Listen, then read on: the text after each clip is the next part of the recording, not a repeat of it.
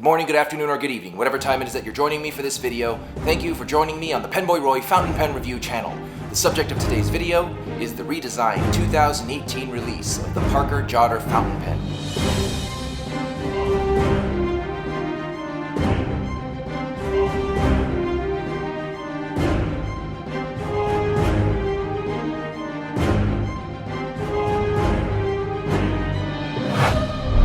This channel is sponsored by Kenro Industries, home of the newly revived Esterbrook brand. They are also the official US distributor of the Italian brands known as Aurora and Montegrappa. Check out the new Esterbrook SD, Montegrappa, and Aurora fountain pens at your favorite retailer. Speaking of favorite retailers, this channel is also sponsored by Goldspot Pens, home to fountain pens of the world with great deals and customer service. Go to goldspot.com to sign up for their newsletter, as well as score yourself a coupon on your first order.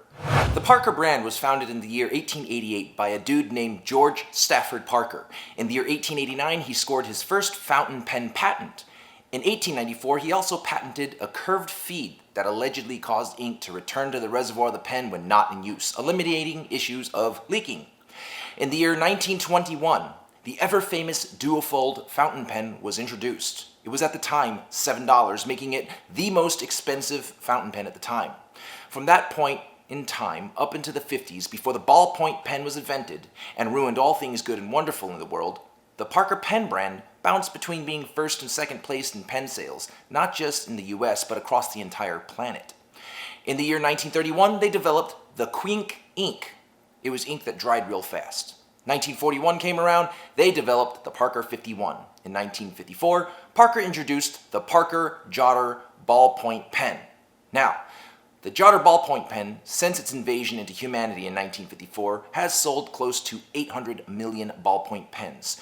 That is a crazy number of pens, and that's crazy for several reasons. One, that's 800 million people that wasted their money. Two, that makes the spread of the fountain pen virus that much harder due to the misled ballpoint pen resistance groups out there. But it's not all for naught.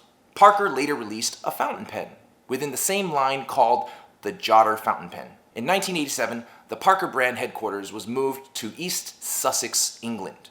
In 1993, Parker was bought by Gillette, the company that also owns Papermate, as well as produces stuff that shaves dudes. In the year 2000, Newell Rubbermaid bought the brand and have been the owners since. Finally, in the year 2009, the offices in Janesville, Wisconsin was closed and production was moved to France. This year, the year 2018, Parker released a new redesigned Parker Jotter fountain pen. That's all I have for the background information. Moving on to the neutral zone. Those elements about the pen that are neither good or bad, or can be good or bad, depending on you.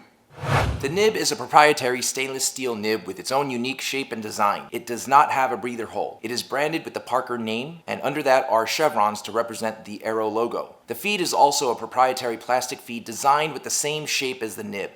Be advised that the nib does not have the nib size on it, rather it's on the feed. This one is a medium. The nib and feed are friction fit and not part of an unscrewable nib unit. They sit in the tapered grip section that comes to a flare. The grip section is made of plastic, and at the top of the grip section is this metal collar. The grip threads are unified with the body and are the same plastic as the grip. These screw into the metal thread assembly that is in the body of the pen. The body is a lacquered metal body that tapers to the end of the pen, which has a dimpled impressed design. The cap is a brushed, non-lacquered stainless steel snap cap. The finial is a plain brushed finial with no logos. The clip is your standard Parker arrow that is tension fixed, inserting into a cutout in the cap. It is secured onto the underside of the cap with a plastic sleeve that cups over the nib. Take a look under the arrow of the clip. You'll see a small oval-shaped hole that cuts through both the cap and the cup sleeve. This does not affect the drying out of the pen, as there is a step in the cup sleeve that closes off the nib and feed from air once the cap is on. I'm assuming that the hole is there to prevent any kind of vacuum effect from occurring when uncapping, thereby sucking ink out of the nib or feed. The pen was packaged in this recycled paper sleeve. Inside that cheap butt wipe recycled toilet paper sleeve is this nicer quality matte sleeve. Inside that second sleeve is a tray inside of a cardboard box that holds your pen. In the smaller portion of the tray sits your included ink cartridge. On top of all of that are your instructions, warranty info, nib exchange info, and other stuff. These instructions, information, and whatnot are printed on both sides of a single sheet of paper in 12 different languages. resulting in print so small that trying to read them without any magnification tool may result in you straining your eyes until you go cross-eyed blind. The pen refills using proprietary cartridges and non-included proprietary converters. It is not eyedroppable. That's all I have for the neutral zone. Moving on to the good. Those elements about the pen that are good. I like the way this pen writes. It lays down a medium line and does a great job of shading ink. I would say it is a moderately wet nib, but not a gusher. It's very smooth with virtually no feedback. I do prefer feedback in a nib because I like how it almost gives every pen a unique identity and flavor. This, however, will appeal to people that want an ultra-smooth writing experience. Oftentimes with nibs this smooth, I worry about baby's bottom or skipping. With these, I didn't experience these problems. They are for sure an improvement over the previous edition, which was so poorly tuned that writing on anything resulted in ink looking like it was writing on wax baking paper, thinning out and skipping. Writing with the old Parker Jotter fountain pen was as frustrating as trying to score a date on Tinder without the internet. The new Jotter, on the other hand, is a good writer and can safely satisfy the palate of many. The Nemosign Singularity is another pen in a similar price point. It comes with a converter and is made of turned acrylic stacked with a German nib.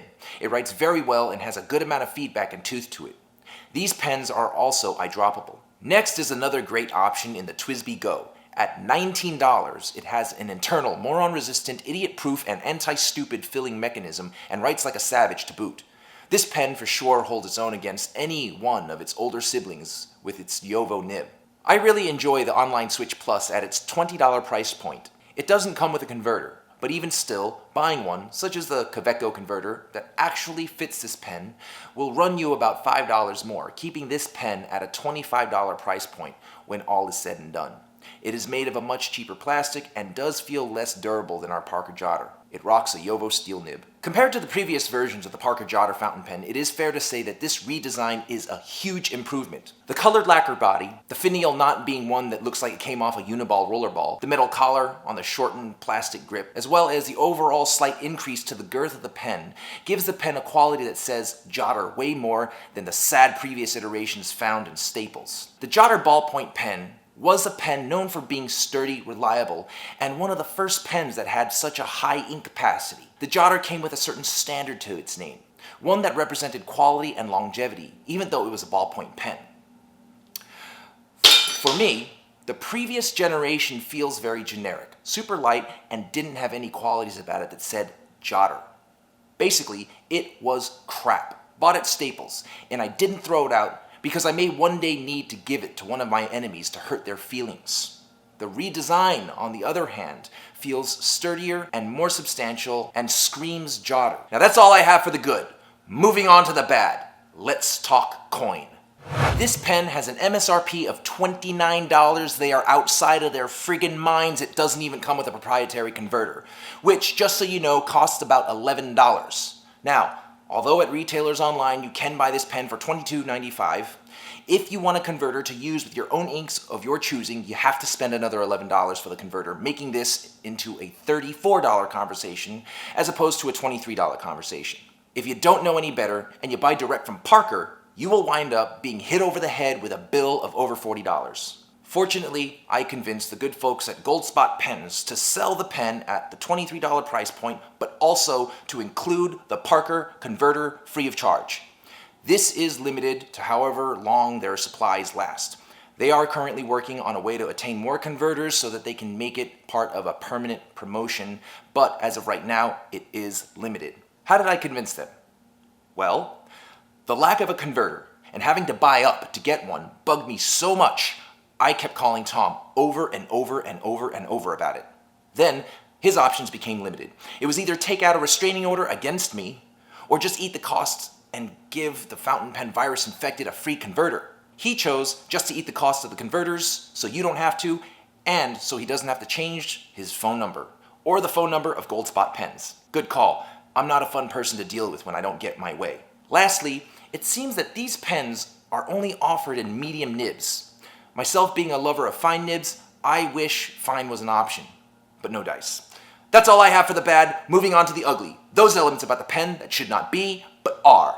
With regard to quality control and the build of this pen, there really isn't much to say about the ugly. Yes, it is a very light pen. It is more substantial than its predecessor, but still light. But a pen being light doesn't define its quality. The crappy outer sleeve is pretty crappy though, but at least you can use it to wipe your butt in a pinch. After all, it seems that all indications point to it being made from recycled paper that was once used to wipe someone else's butt. That's all I have for the ugly. It's high noon. Decision-making time. Should you or should you not pull the trigger on the Parker Jotter fountain pen? I have some pretty fond memories of the Parker Jotter ballpoint pen as a kid. My dad had given me one. I remember it as a good pen that I used every day at school. It was solid and reliable. The refill lasted a long time. As long as I didn't lose it, it was there for me. So when I got the Jotter that was the previous iteration, I was more than disappointed. I felt betrayed, I felt tricked. Nothing about that crapstick had anything to do with the name Jotter. When I got my hands on this new redesign, I was pleased with its look and DNA. It was in fact a Jotter, only a fountain pen, which makes it even better. The only caveat was the incomplete package of it not including a converter. I have to honestly say, if you're buying this pen and have to drop extra money for the converter, I'd say don't pull the trigger on this pen. $34 is a lot to ask for a pen in a $20 price point. However, if you can score this pen for $23 and it includes the converter for free like my buddies at Gold Spot Pens are doing, I'd say pull the trigger. With the converter included, this puts Parker Jotter in contention for top pens in the $20 range, along with others such as the Pilot Metropolitan, the Nemo Sign Singularity, the TWSBI Go, and the Online Switch. If I missed any, don't get butthurt about it, I just don't remember them right now. Hopefully other retailers look to include converters as well, making this a more appealing starter pen or gift for which to infect others with the fountain pen virus. That was my review on the Parker Jotter. I hope it helped. Thanks goes out to Kenro Industries and Gold Spot Pens for making videos like these possible, as well as helping me in my mission to spread the fountain pen virus. Most of all, thank you guys and gals for watching. I love you. Be well, be safe.